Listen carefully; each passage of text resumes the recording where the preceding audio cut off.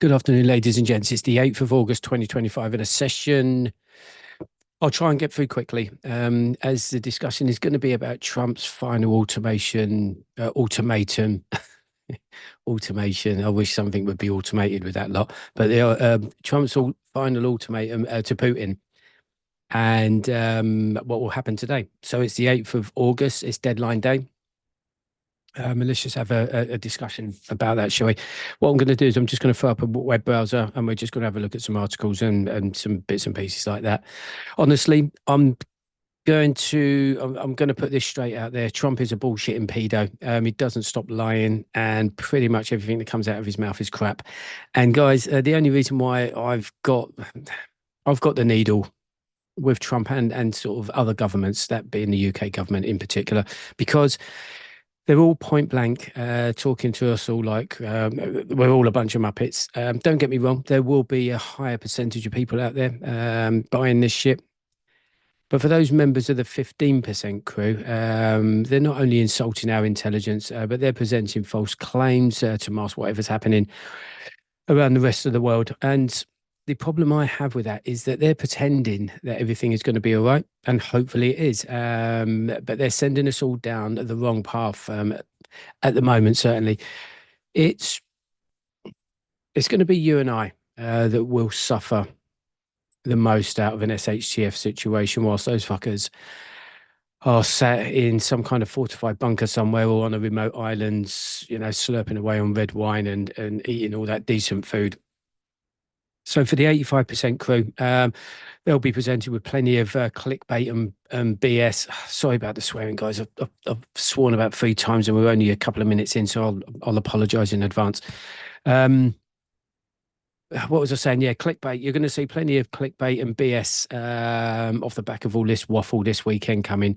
But enough of that rant. Let's just talk business, shall we? Because that's really what all that's what all Trump knows. That's all he knows. So let's get a browser up. Let's kick it off. So the question I've got in here: Trump's 8th of August ultimatum 2025. I've just banged it in there. What's going to happen today? On the 8th of August. The original 50-day deadline, I think it was 50 days, that was issued by Trump to Putin, has now been changed. That would have given Putin until the first week in September to come up with some kind of suggestion or resolve. So for him that was an opportunity for him to get his head together, come to the table with some kind of suggestion of resolve to the war in the Ukraine. And Trump's ultimatum was that the US would impose further sanctions on Russia, but the US would also what did they say? Focus on sanctioning. I'm just trying to think of the countries. I'm not going to say any countries because I'm not too sure, but sanctioning any country that was currently doing business with Russia, primarily focusing on oil and gas trade. So that means the likes of China and India. I can say them too because I know them too for definite. They would have, they will be in the crosshairs for sanctions or further sanctions, should we say, if they continue to purchase these minerals from Russia. So again, another load of BS. Trump has been imposing tariffs now for months, waking up in the morning and throwing some percentages out there, only to wake up the following morning and change those percentages and the target countries. So tariffs are business. And that's the reason, why he's doing it. It's not to punish anyone, it's business. But remember, guys, Trump said that the sanctions will be imposed if there's no progress seen from Putin. However, they've agreed this week, isn't it? So they've agreed this week to meet, which, simply put, is progress. If the Russian delegation has come to Trump and said, yeah, okay, we'll meet at some point next week, no problem at all, as in Putin and Trump, that's progress. Regardless of whether they sit there and have a straightener with each other, or have a nice cup of tea, whatever they do, it doesn't matter. It's seen in the eyes of the public to be progress. So you'll probably see no sanctions imposed today. I don't know. I mean, I would look at that. The deadline is today. They've agreed to meet, and that is progress, regardless of what comes out of those meetings. If you do, then the sanctions and tariffs are for different reasons. So what I'm trying to say is, if Trump does impose tariffs later, then it will be for a different reason. That will be that be in business. So basically, what he'll be doing is forcing the hand of other countries to start playing by the business rules of America. Do business with us or be punished. That's pretty much it. Right. I want to just move on to the meeting that's confirmed. Yeah. So Kremlin have confirmed a Trump Putin meeting in the coming days. Um, that I think was agreed yesterday or suggested yesterday I can't see a date on there. But anyway, it's been agreed and that's it. So he's come to the table and in my eyes that it's not progress, but it's progress. Should we say in the eyes of the public it's progress, but it's not progress because I don't believe anything's going to come of it. Right. Obviously, this is to further impact the Russian economy, and they're relying heavily on various revenues to do two things. This is Russia, by the way, guys. They need to feed the Russian war machine, which is costing a lot of money, and also keep the Russian economy from collapsing.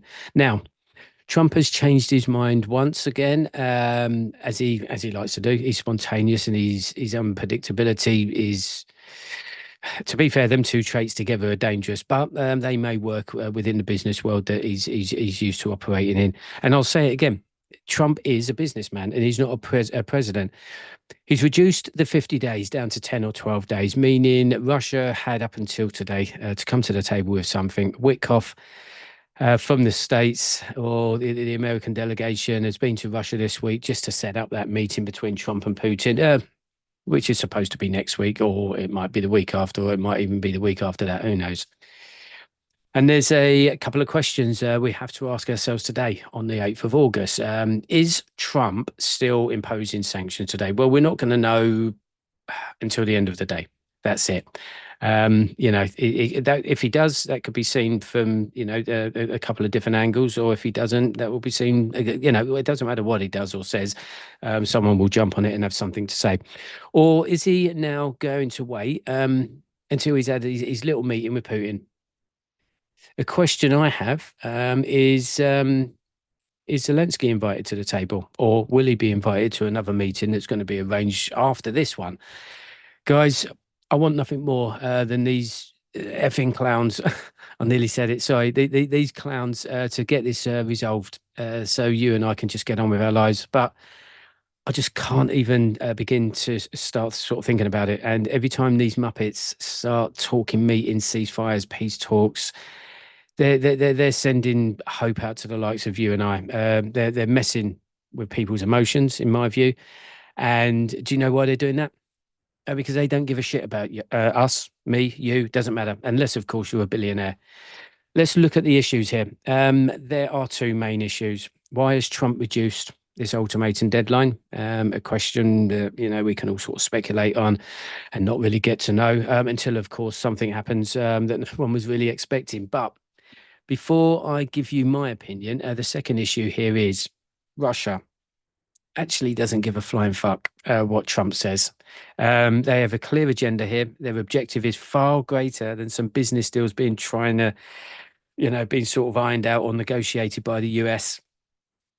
Russia's focus, stems from history, threats from the West. In the past, again, history, constant lies and bullshit from the West. Well, we don't know whether there has been lies or how Russia has interpreted, this various treaties, agreements, and whatever. But there is a complete lack of trust there. They're fighting over territory, maybe a little bit of imperialism, status, definitely. And honestly, in the back of my mind, I'm just a little bit concerned that Russia may not have even started this yet. I know we're sort of, the last 3.5 years. So we're talking 3.5 years. It might be that Putin, for the last 3.5 years, has been getting rid of all the human commodity that are a lot less important to him.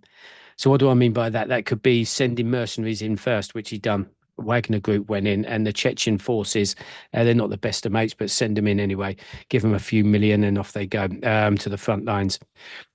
To start stirring up the shit and just kicking off the front lines at the beginning of the war, which is exactly what they'd done. Then there was the rounding up the criminals that they were pulling out of prisons and they sent to the front lines. Then any Russians that are in debt, and could pay their debt off by fighting on the front lines as well. They also continue to send injured soldiers. So soldiers that have been to the front line, they've come back injured. They're sending them back to the front line before they've even recovered. There's some on crutches and all sorts of stuff. Whilst the Russians are still, they've still got their snatch squads, still pulling off or pulling young men off of the streets of Russia, who are obviously fit enough to fight. He's even resorted in convincing Kim Jong-un to do the same, send off, all of those people that are of no good to maybe Kim's society into the meat grinder, and off they go, because that's what the meat grinder is all about, really, for those kinds of people. We don't see that stuff in the West. The ones that make it back are battle ready and sort of experienced in war. That's going to be the North Koreans, because let's face it, when was the last time North Korea thought? I've got no idea. And it was that, whoever goes back out of however many's being sent, those experiences can sort of naturally be passed on to other North Korean troops, preparing them for war against the South Koreans. So, there's nothing better experience than war itself if you're a soldier. And they've got an army there that has never fought. So, it is perfect for them. I hate having to say this, and even accept it, but humans are a commodity. I've said it in a couple of my other videos. I'm trying to emphasize exactly the reality, shall we say. We're a commodity to the government, and that's it. We're just a number, or a worthless piece of shit for some people. And with that, many will be treated as such in certain parts of the world. Also, guys, try not to get sucked into all of this clickbait out there at the moment. It's time consuming. It is for me, and I'm guessing it is for everyone else, unless you actually sat there, taking it in and thinking, "Oh, right, yeah, okay, that's exactly what's going on." It's time consuming. It fogs your brain and it will cloud your judgment. So, what was it this week or last week? I can't even remember. Where are we Friday? But Trump ordering 2 nuclear subs to Russia. Blah blah bullshit. There have been always US subs conducting ISR, intelligence, surveillance, reconnaissance, around the coast of Russia, China, and everywhere else. And there've always been Russian and Chinese subs swimming around the coastlines of America, Europe, and elsewhere. This is nothing new whatsoever. So God knows why Trump is even sort of making such empty announcements. I suppose it's really just to get everybody's tongues flapping. Submarines are stealth by nature, guys. And the last thing you and I are ever going to know is where those naval submarines are located at any given point, unless, of course, they're docked.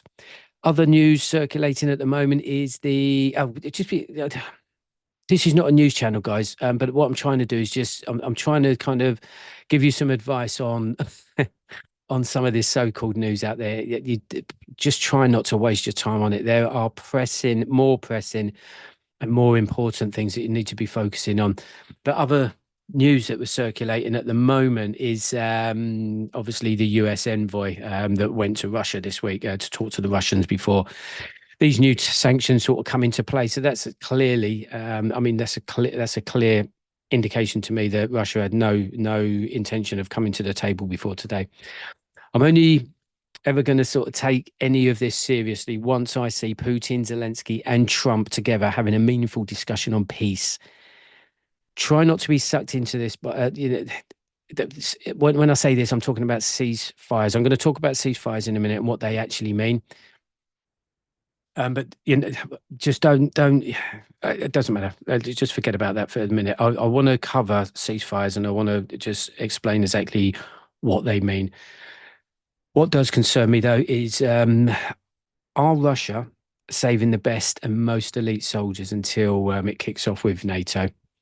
I don't know the answer to that question, and for me, it's only speculation. But if this is the case, then that's going to be an obvious. It's going to be an obvious concern for NATO, Europe, and everyone else. But NATO will already be aware of that. But if this isn't the case, and Russia or their Russian army, should we say, are sort of simply running around the battlefield in Ukraine, looking like soldiers that resemble those from World War II, and many articles online suggesting now that the Russian army, in terms of their soldiers and their troops, they're really struggling, then that's fine. That's got to be a concern then, more so for Putin, as NATO troops aren't even on the ground yet. So either way, none of that really sort of matters to the likes of you and I. We still have to look at the likelihood of conflict in Europe and how, that's going to affect me and you. But going back to Trump's recent ultimatum, just quickly, today is the 8th of August, 2025, and Putin hasn't yet come to the table with something. And I'm not sure, what that something would even look like. Well, we know what it looks like. It's a meeting next week or this week between them two. We know what it should look like, something in the shape of a ceasefire, peace talks, and things like that. But I'm just not convinced. Now is it's just not the time. Is it, the theatre when you look at it, when you just look at the layout of the land, it's just that's not what's happening. It's the complete opposite. Peace always has to come after conflict. And we can be sure of one thing: peace will definitely follow at some point after this conflict. And ceasefires are not currently worth the paper that they're written on right now, because this conflict, whether you want to call it a world war or just another war in Europe, you can call it what you like. It's only just got started. Right, let's move on. Okay, guys, what I've got here is just what does a ceasefire mean? Okay, this is a really important section of this session. I'll just want to explain what a ceasefire really means. Okay, but for you and I, for me, when I see the words, when I see the words, or for most people out there, when they see the word ceasefire, I know for me, I assume that it's a step closer to peace. Some would be right in saying that, but unfortunately, there are other reasons why ceasefires are announced and agreed upon by governments. And these reasons are more likely based on sort of previous ceasefires in history, off of whatever war or battle, and the outcome afterwards. So before the ceasefire is called, we have to factor in these points just quickly. Who is calling for the ceasefire? What is their involvement? So the person or the people or the nation that's calling for the ceasefire, what is their involvement in the conflict? What is the position of the conflict for all sides at the point of the announcement? So in this case, the US are calling for the ceasefire. Zelensky didn't, or nobody else did, but the US did, and of course Ukraine and NATO will welcome it. But Putin will also welcome it, providing it's on his terms. There will have to be detailed discussions. Guys, we're going over old ground here. I mean, they were talking about this a month ago or 2 months ago and talking about it last year. Anyway, whatever it is, we're just going through the same old shit again. But let's just go through it because, that's what everyone's expecting us to do. But there's going to be detailed discussions on what a ceasefire would or should look like and what each side wants out of it. And we know what each side wants out of it, and none of them agreeing to it, to any of it. But let's forget about that, okay? Let's just forget about that for 1 minute. And this is going to be the biggest challenge. The fight is between Russia and Ukraine, yet Zelensky won't even be at these talks this week, okay? So that tells you one thing. Trump wants to be seen as the peacemaker, the one that stopped the war in Ukraine, and the one that prevented World War III from starting, and the one that is only really concerned about his own ego and legacy. Self-centered businessman that just has got a liking for children. That's my view. But more importantly, what is the position of the conflict so far? So where are we today? What does the battlefield look like? What is the momentum like? Blah, blah, blah, blah, blah. So Russia claimed to have momentum making ground in eastern Ukraine, and they have done for most of the campaign, to be honest with you. And they're not going to want to stop that momentum. However, Ukraine would welcome this for obvious reasons because it will be respite for their defensive duties that they've been doing and going through for the last 3.5 years. So keeping back the Russian advancements as best as they could. Strategically, what does the battlefield look like? What assets are positioned and where? Now, I'm just going to give you a quick breakdown. We're talking about a ceasefire, okay, but we've got troops and military assets moving into the whole of that theatre at the moment now as we speak and have been for God knows how long, okay? So will the ceasefire allow all sides to regroup, assess the battlefield, rearm, and be ready to go again. And I'm going to give you the real reason why I believe the ceasefire is being planned. Okay, this is really my focal point. Right. Okay. Just quickly, what does a ceasefire mean? I'm just going to quickly go through this. You all know what a ceasefire means, but this is what the public domain is going to tell us what a ceasefire looks like. Yeah, and then I'm going to tell you what it really looks like. So. Obviously, just a quick breakdown: halting violence, negotiation and resolution. This distinct from arm and assist, yeah, of course, may be unilateral or agreed upon.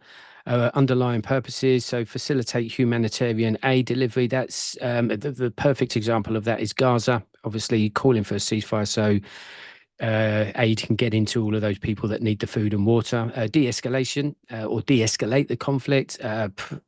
Provide time for anyway. Right. Yeah, okay. That's what we're being told, and that's what and that's kind of what we would expect, isn't it? That's exactly what we would expect. So I'm going to move on just quickly. Why do governments call for a ceasefire? So the immediate objective is obviously stopping the violence and reducing casualties. I'm not going to read through all of this. Underlying purposes, so humanitarian aid is, again, like I've just said for Gaza, creating space for negotiations. Yeah, okay, that's what they're supposedly doing this week. Confidence building measures. Ceasefires can be used to build trust between opposing sides. Yeah, okay. I don't think so. Reaching a political settlement. Yeah, okay. Hopefully, that's what we're all hoping for. Facilitating troop disengagement and withdrawal. Yeah, okay. Actually, I'm not going to waste your time with this bullshit. Let's forget about that. Okay, we're going to move on to the real reasons why ceasefires are being talked about at the moment. I just let me just let's get down to this. Right, okay. This is a paper. This is a paper following a study from a Middle Eastern university on strategic ceasefire or tactical deception. I'm going to repeat some of these sentences, guys, because it's important to understand what they're saying. So let me just get to it. Let's get down to where are we? 148. 148. We're going to get down to here, and I think it's around about here somewhere. Right. I'll highlight this, but I'm going to read it out. I'm not going to read the whole thing out. Okay. I'm just going to, what I've done is I've read through the whole document. I've read through the paper, and I've pulled out the bits that are meaningful to, because does have a focus on Iran, Israel, and the US ceasefire 8 weeks ago, back in June. Okay, but we're looking at the principles as to reasons why they were called in the first place and what actually happened. And apparently, this repeats itself in history from other battles and wars, and this is why I'm mentioning it now. So this section that I'm going to talk about is ceasefires and realist traditions as instruments of power. So, in this realist perception, ceasefires are purely strategic lulls. Okay, let me just say that again. That's only the first few words. Ceasefires are purely strategic lulls, an instrument of rebalancing forces and rewriting of history, and not a peaceful process. Furthermore, investigation of the dynamism of escalation supported by Toft, which is obviously one of the writers of this document, acknowledges that these pauses are normally power maximizing in nature, except for conflict resolutions. The ceasefires are thus a policy tool that helps sustain political energy under a thin authority of diplomacy. This constant interaction of war and diplomacy is experienced when military actions swiftly resume immediately after the declarifications of a ceasefire. Okay, got that? As a result, especially an offensive realist calls it ceasefires are anything but an initiative towards a resolution of the conflict. Let me say that bit again. Ceasefires are anything but an initiative towards a resolution of a conflict. They are rather strategic downtimes used as pauses intended to help power consolidation. So that'll be for the government. The relocation of military. So that's obviously assets being relocated and moved into the theatre and the battleground. Rebalancing of diplomatic stances. Well, that would just be the rebalancing of power between Trump, Putin, and everyone else. Let them, get in the playground and have it out with each other. That might sort it out. With no long-term strategic goals lost. So, in the case of this writer, the international system is anarchic, where states need to adopt maximum power as a way of survival and power. So, in this system, ceasefires are strategic devices, but not peacemaking mechanisms, because ceasefires allow such players as Iran, Israel, and the United States to temporarily halt open hostilities, but retain or improve their positions in more subtle ways. Okay, this is this is why the ceasefires are being called for. Okay, the assets are already moving into place now. They continue to. Okay, they have been for years, or not years. Yeah, certainly the last 2 years of this conflict. Okay, and they continue today. So they're either looking for respite, or it's a deflection, it's deception, whatever it is. Okay, that's all I'm pointing out here. Now, just quickly on another piece of this, page 149 down here. I think it's this one. We'll have a look. I'll read it out to you guys anyway. This idea can be confirmed by the fact that power shifts and crisis escalation, as found in the study of Toft, are always met with de-escalations on a temporary scene before the conflict resumes, especially when the adversaries use a ceasefire period to manipulate force ratios or make diplomatic reformulations.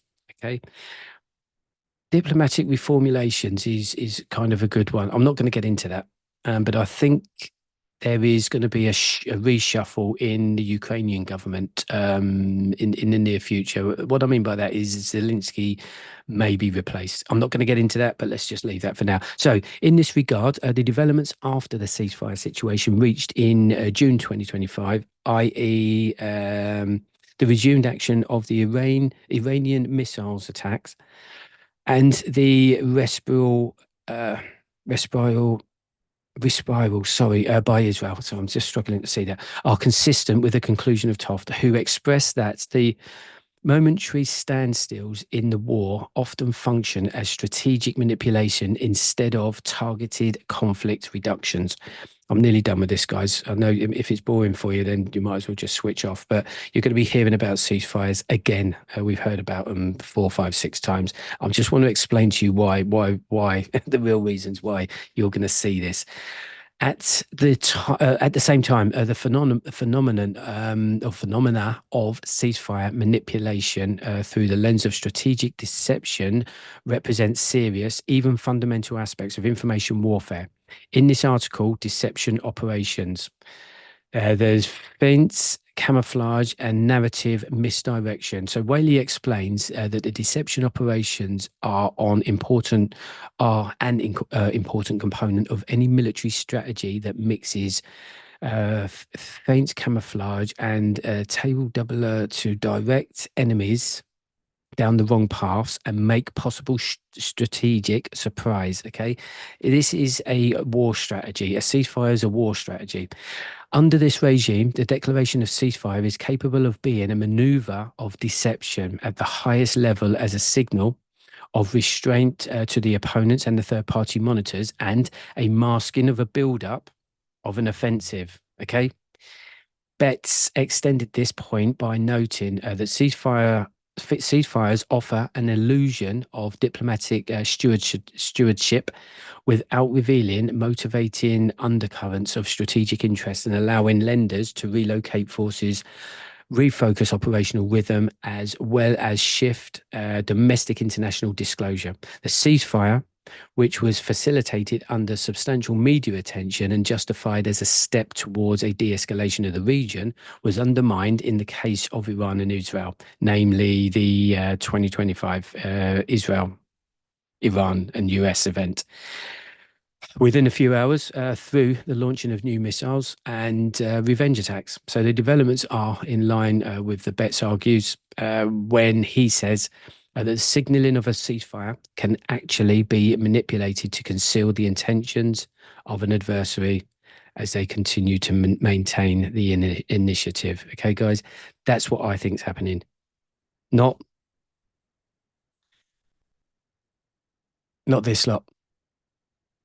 Creating space for negotiations, maybe humanitarian aid. That's not an issue there. Confidence building measures, confidence building measures within your own forces, in your own military, of course, but not between each other, not opposing. Reaching a political statement, yeah, of course. Trump does that every single day as soon as he opens his mouth. Um, Gaining a military advantage, yes, that's about the only bit. In some cases, a ceasefire might be used as a wearing party to regroup, resupply. That's the only bit of truth really in that. Okay, guys, I'm going to move on from there because that's enough on that. Right, the before there was a mention of Trump and his tariffs this year. I'd heard of a tariff, but I didn't really know what it was. And it forced me to go away and kind of look at what it meant. What was it? Has it been used before? And why the hell is it being enforced now? Remember, guys, the Tariff Act of 1930 was imposed. The reason why I'm mentioning this now is because you're going to hear about tariffs today and probably yesterday and probably tomorrow because the deadline's finished. And people are going to say, well, are you imposing tariffs? Are you? And anyway, Trump is going to come out with all his shit as well. So let's just talk about it quickly. 1930 was imposed just after the Wall Street crash, which was in 1929, followed by the Great Depression and then World War II. So the same is happening here. Trump and his tariffs are causing divide, resentment, and all sorts of other sort of problems globally. He's causing divides across borders, which are creating new alliances. All superpowers are now in so much debt. They're going to be hard pushed to even be in a position to start paying much of that back, especially off the back of a war campaign. And there are signs that the Eastern economies are in free fall.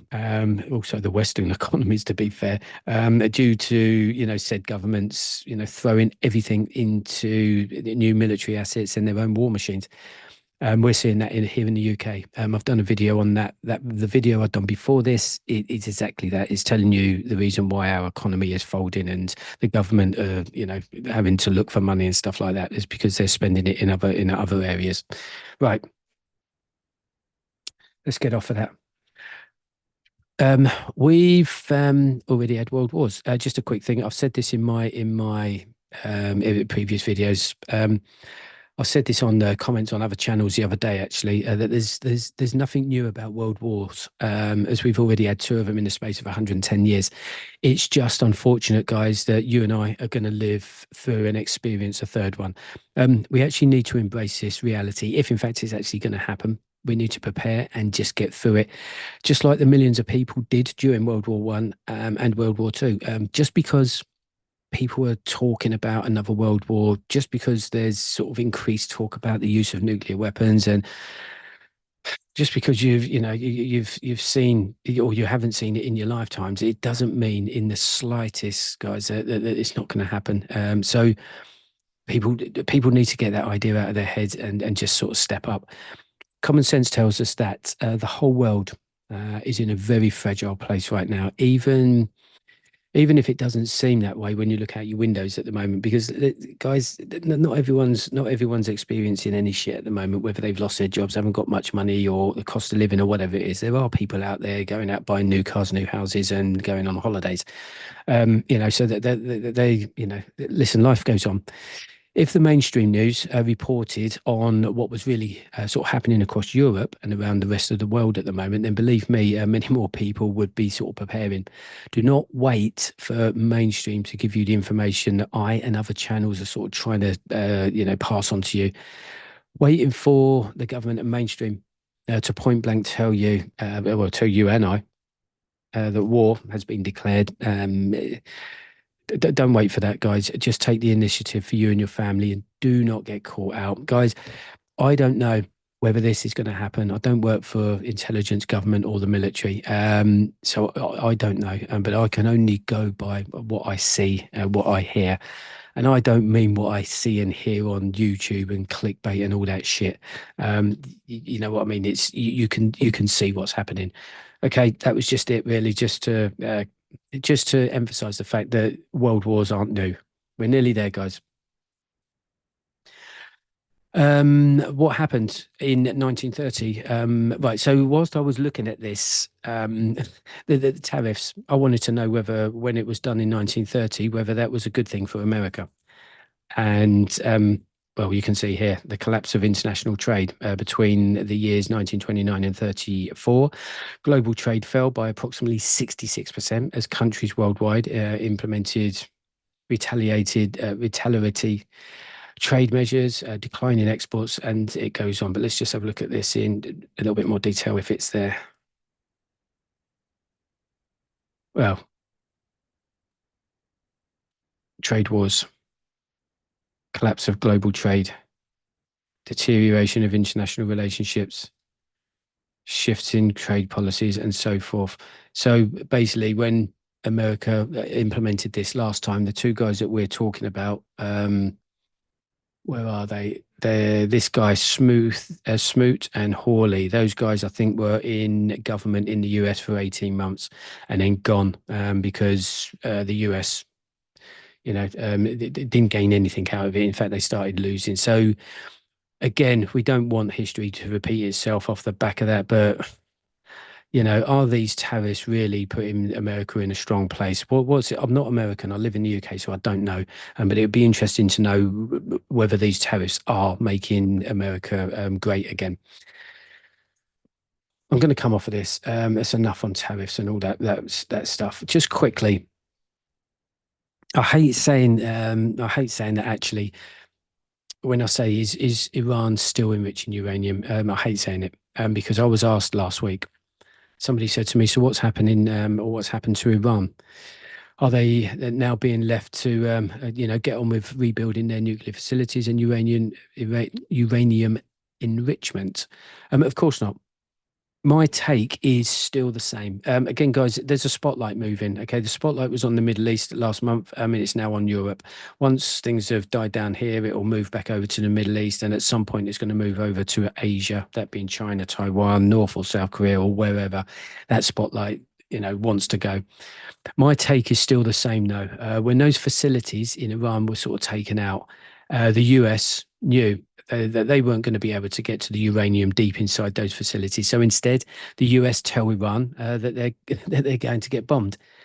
Then what they done is they watched Iran bring the uranium to the surface and move it to other facilities. Satellites and drone ISR would have tracked the movement of that material into new locations, and it will be those new locations that will be targeted next. That's what I believe. So let's just call it phase two. There's going to be a phase two to this. Okay, that bombing was just a little taster. It was to stir up the hornet's nest. Hornets come to the surface. They've moved their pride possessions, and now the West know exactly where it is. Um, because let's face it, Iran are still a nuclear threat, and that just can't happen. The spotlight is back over Europe and Russia at the moment, as I've just said. That's where it's going to remain, I think, until something big happens, whatever that big might mean. Let's see what happens. Right, the big event's going to be Putin and Trump meeting. They're going to talk a load of shit. Nothing's going to come out of it, but everyone's going to make all sorts of conclusions and assumptions and all the rest of it, and that will be it. What will that mean after that? Will the spotlight move back over to the Middle East and even Asia, which is clearly another front in the process of opening up? But again, no one's talking about that. You'll notice that I haven't really spoken about that either, as in Asia. Not at all, really, on my videos. I try and mention it because I think it's something that's bubbling away in the background because I just simply don't have enough information to give you. And whilst we're on that last subject, quickly, China, yeah. So the Asian drip feeding tap seems to have been sort of turned up a little bit. We're starting to hear out of Taiwan that China are sort of readying themselves to invade the island. This is from the Taiwanese government. Okay, guys, this is not some YouTuber on YouTube. This is their government. And I know governments talk a load of shit, but you got to listen to what they're saying. That they feel for it and they think it's happening. So Taiwan doesn't think it will ever be ready for that battle with China, unless, of course, they're supported by the likes of America, because they're just too small. So trying to track the Ukraine war has been challenging enough for 1,260 days now, I think. Keeping up with the geopolitics bullshit, that's a challenge in itself. All of the clickbait out there and just having to sort of filter out so much of that shit being published online at the moment. Those so-called news channels. the new news channels or the one-man band news channels, the so-called preppers. There's preppers out there just coming out with. Anyway, I ain't going to go down that road. There's, anyway. Um, and there's so-called military channels that they focus on the military assets moving and then stuff like that. So there's one or two that are quite good, but you got to take it with a pinch of salt because they're showing videos from things that happened years ago. So that's not stuff that's happening now. Anyway, when Iran and the Middle East come into scope as well, this is on top of Ukraine and the EU and NATO. That's a challenge. But to be hit with a conflict in Asia as well on top of this lot would be, you know, it would have to include a number of countries such as Taiwan, China, North Korea, South Korea, supported by, I don't know, Japan and Australia and others in the region. That's going to be a headache to track. These are all clear signs of a world war on a scale that we've never seen before. It seems like, everything is moving fast. Although everyone, if you don't get any news for a week, people think that everything's gone back to normal. But that's just that's society. That's what people expect. They expect things to be happening now, now, now, now, now. They pick up their phone. They want news. They want this. They want that. They want, Anyway, that's it. Let them crack on. When it does happen, they won't know what to do with their heads other than stick it up their asses or put it into the sand. So, as I finish, um, right, I just want to. I'm just going to. I want you to imagine this scenario, and then I'm done. Okay. Just picture this at the moment. NATO, all 32 member states, they just end up in a conflict with Russia across the entire European continent. Let's say, for example, then the Middle East it implodes as the US and Israel sort of continue to go into Iran for phase two, three, or four. And then China, under the umbrella of all of this, then decide to invade Taiwan with Kim Jong Un then deciding, fuck it, let's have it with South Korea, forcing other countries in the region to join in. And then, just to put a couple of cherries on the cake, a dirty bomb goes off in America, causing civil unrest, or an EMP detonating above the US, sending the population into chaos. You could see civil unrest in many countries around the world. So that would be our battle. That would be our war as civilians. You and I on the street, panic buyers, and this and that, and la la la la la. Not the soldiers coming down and shooting people in the streets. But what I'm trying to say, can you just imagine all of that kicking off and happening? Because believe me, all of those things they're no longer possible. They're becoming likely with every day that goes by. So again, we're just going to have to watch this space, guys. Just see what's happening over the next few days, a couple of weeks, or even months. It's without a doubt still game on. And this whole shit show is only moving in one direction at the moment. So that's it. I want to thank you for your time. But get yourselves military fit, infantry aware. Just keep your ear to the ground and just get yourselves prepared, guys.